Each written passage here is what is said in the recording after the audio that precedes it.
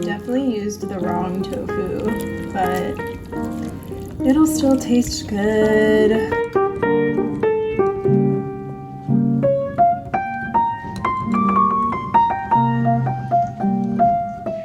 Rice. Taste test time.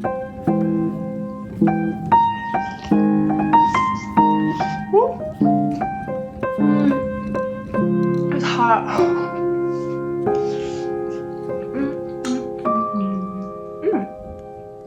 I'm not really here to rate the food today.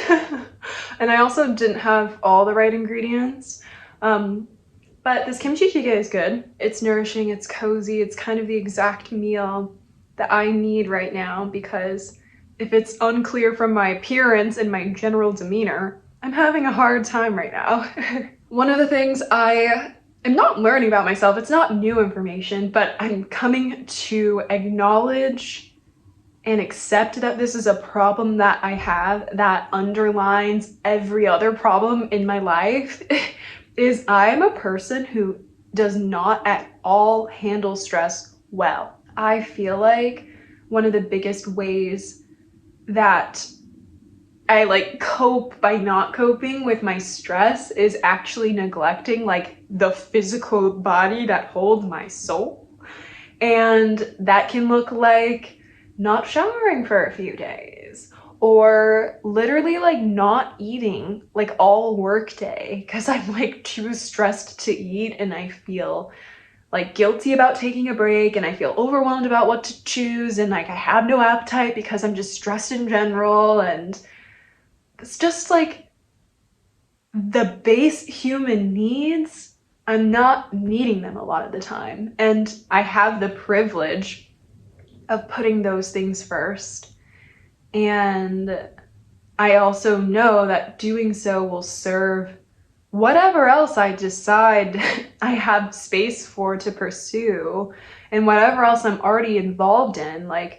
I will show up a better version of myself if I'm fed and I'm rested and I have ways of tempering and actually letting the stress cycle play through me, so it's not I'm constantly living in it.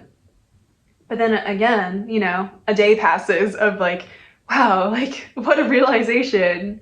And then I ping pong back to like my old habits, my old ways of being, my old ways of reacting to stress. And it's incredibly disappointing, honestly. But I also recognize that change takes time. And I think, although I have not developed any skills for dealing with stress, and I feel very ill-equipped for adult life, one thing I actually feel I do have a skill in, something I've gained through many years of self-reflection, lots of therapy sessions, and lots of spending time with myself, is I am willing and able, when I take a moment to really think, to show myself grace, to be like, I'm human and I'm not going to get it perfect every day. In fact, if the way I've been operating as this like high stress person where everything kind of like adds tension into me and everything feels like a threat, if that's my normal, and it is, I've been living that way for many years, it's like, of course it's going to be hard. Of course it's going to be a challenge.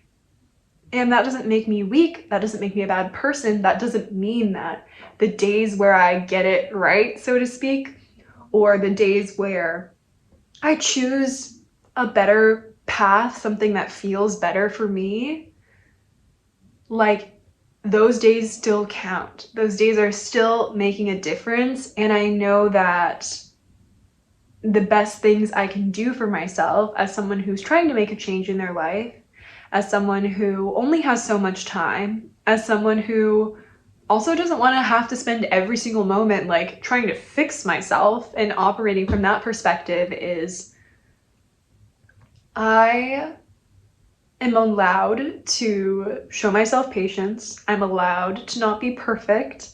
I'm allowed to sometimes accidentally catch myself falling into the same patterns I'm trying to get myself out of. And just like with mindfulness meditation, where the true meditation is not so much like, oh, like you're focusing on your breathing and that's great.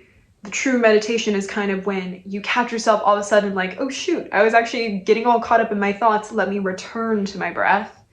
I kind of feel like it's the same thing with working on kind of changing how you react to life and your kind of instinctual or habitual approaches to things. It's like maybe the real work is not necessarily on the day where I wake up and everything goes as perfectly as I wanted it to, exactly to plan, but it's in those moments where I catch myself on a day where I'm like, oh my God, like today, where I was so stressed out about work and about other things going on that I worried myself into literally like not eating all day, which again, I'm saying is not good. I don't recommend this. It's not healthy and it's not how I want to live.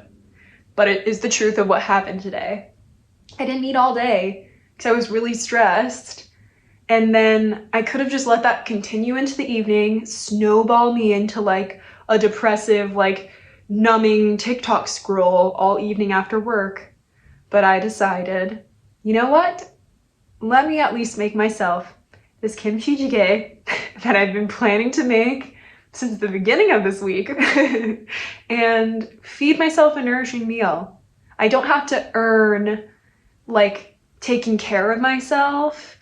And I think it's even like I especially am deserving of that care when I caught myself kind of falling into my old patterns of neglecting myself, you know? That means I really need that care. And something like that is almost like a more powerful message to myself, my like subconscious brain, that like, hey, we're gonna do things differently from now on, you know, than on the days where things are perfect. Because on days like today, this is a day where I really had to pivot from what feels natural and easy to do what's ultimately going to serve me most, and then hopefully help me better show up and serve the people in my life. And yeah, so I do have something to feel good about and proud about today. And I'm grateful to myself for talking that out so I could realize it. And I'm grateful to you for listening to me figure out where I was going with this conversation. And today's not a perfect day. I'm not a perfect person. It's been hard. But I can end today like feeling so much better about where I'm at, having so much more compassion and patience for myself. I genuinely feel physically better, I feel emotionally better, and I feel a softening in myself that is allowing me to be kinder and gentler with me and kinder to the people around me. And so I feel good. And I'm glad the day went how it went and that I got to learn this lesson. Yeah. And I think that that's all I want to share. Thanks so much for being here. Thank you again for listening to me, and let me know if anything I said resonates, and if anything I said just brought up anything for you that you want to share. I'm here to listen, and can't wait till we get to hang out again and hopefully have another really great conversation. All right, stay well.